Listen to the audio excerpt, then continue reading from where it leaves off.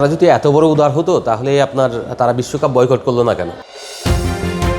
শুরু হয়েছে বহুল প্রতীক্ষিত টি-20 বিশ্বকাপ। রঙিন আলো, উল্লাস, উৎসব সবই আছে, শুধু নেই বাংলাদেশ। যে মঞ্চে থাকার কথা ছিল লাল সবুজেরও। তবে ভেন্যু পরিবর্তনের যৌক্তিক দাবি মেনে না নেয় বিশ্বকাপ থেকে বাধ্য হয়ে বাংলাদেশের সরে আসা। যখন এই ইস্যুতে চারপাশ নীরব, তখন বাংলাদেশের পাশে দাঁড়িয়ে একমাত্র প্রতিবাদের কণ্ঠ তুলেছে পাকিস্তান। ভারতের বিপক্ষে ম্যাচ না খেলার সিদ্ধান্ত নিয়ে তারা স্পষ্ট করেছে নিজেদের অবস্থান। তবে প্রশ্ন থেকেই যায়, এটা কি শুধুই বন্ধুত্ব, নাকি আছে দাবা খেলার অন্য কোনো চাল? তারা যদি এত বড় উদার হতো তাহলে তারা বিশ্বকাপ বয়কট করলো না কেন? আইসিসির অধীনে কোনো বিশ্বকাপ খেলবো না, ক্রিকেট থেকে সরে গেলাম, বাংলাদেশকে সমর্থন। তারা যেটা করছে সেটা হলো পুরোটাই তাদের রাজনীতি। তাদের রাজনীতি কেন? ভারতের সঙ্গে তাদের একটা দ্বন্দ্ব, পুরনো শত্রুতা।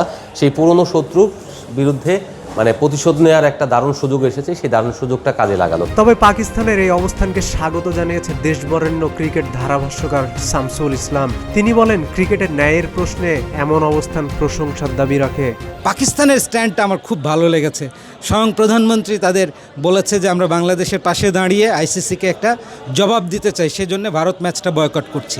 আগামী 15 তারিখ শ্রীলঙ্কার কলম্বোতে অনুষ্ঠিত হওয়ার কথা বহুল প্রতীক্ষিত ভারত পাকিস্তান ম্যাচ। শ্রীলঙ্কার পক্ষ থেকে পাকিস্তানকে অনুরোধ জানানো হয়েছে যেন তাদের দেশের দর্শকরা এমন একটি ঐতিহাসিক ম্যাচ দেখা থেকে বঞ্চিত না হন।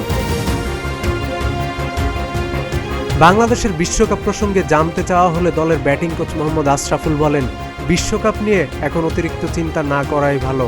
এইটা একদম শেষ হয়ে গেছে, এই পার্টটা নিয়ে আসলে চিন্তা না করাটাই বেটার। অন্যদিকে জাতীয় দলের নিয়মিত সদস্য নুরুল হাসান সোহান বলেন, বিশ্বকাপ প্রতিটি খেলোয়াড়ের জন্যই গুরুত্বপূর্ণ, সেটা মাঠে থাকুক বা বাইরে। ওয়ার্ল্ড কাপ প্রতিটা প্লেয়ারের জন্য অনেক ইম্পর্টেন্ট। বিশ্বকাপ শুরু হয়েছে, অংশগ্রহণকারী প্রতিটি দেশে চলছে উৎসবের আমেজ। আর বহু বছর পর ক্রিকেট পাগল বাংলাদেশ এবার বিশ্বকাপ দেখছে শুধুই দর্শকের ভূমিকায়।